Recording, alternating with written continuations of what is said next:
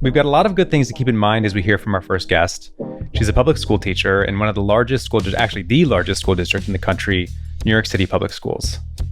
My name is Shira Moskowitz, and I am a special education and technology teacher in New York City. I teach in a predominantly English language learner population. One of the things that I get to do in my school is a tech coach. So teachers can come to me and discuss challenges that they're having in the classroom, and I can find tech ways to sometimes solve what isn't always necessarily a technology problem. Shira isn't only working with students with different abilities and needs. She's also working closely with subject area teachers to help them make use of tech, including AI tools in the classroom. And she told us one story that really stuck out to me. It was a teacher who came up with a problem. His class was just not into the lesson. So this past year, the science teacher, we were working through a coaching cycle, and he had some behavior management challenges in his classroom, combined with some engagement issues. Students weren't completing tasks. They weren't participating, answering questions. I said, let's take a step back and think about engagement. Let's think about how do we make this content relevant, relatable, and also appropriate for all the different types of learners in his class. So what I showed him how to do was to take his current unit, feed it into AI, and create a project-based learning curriculum and assignment for the entire unit.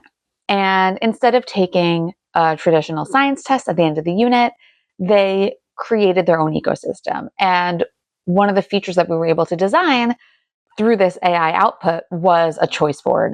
So every student was able to have a selection of options for what they wanted to create. And there were options for traditional posters, mind maps, graphic novels, podcasts, videos, animations. The students were very engaged from the very beginning. So that was one shift that the teacher noticed right away. At the end of the unit, some of the students' work was selected to be presented at our district STEM fair. And what was so beautiful about this project was one of the students was a student diagnosed with autism. And he was a very brilliant student, but was often not recognized for his brilliance. He was recognized for those challenges and the barriers that he had to learning.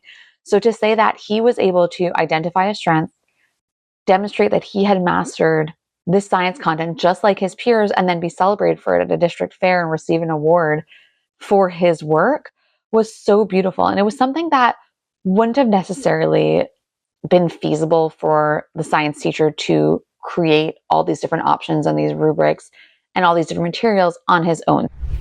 So if we look back, this teacher came to me with something that was not a technical issue per se.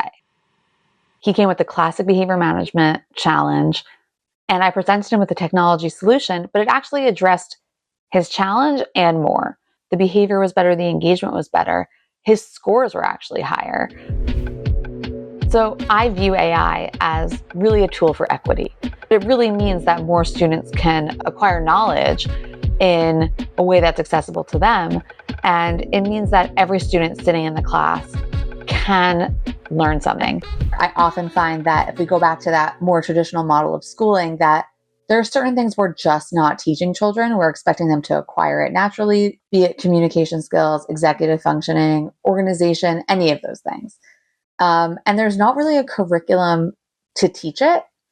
So 2 years ago, actually, I had a group of fifth graders who were all struggling with executive function, and no one prepared me to have the assignment of teaching them executive function. I said, I have these students who present with these challenges. I want a lesson and a game to go with each of these skills.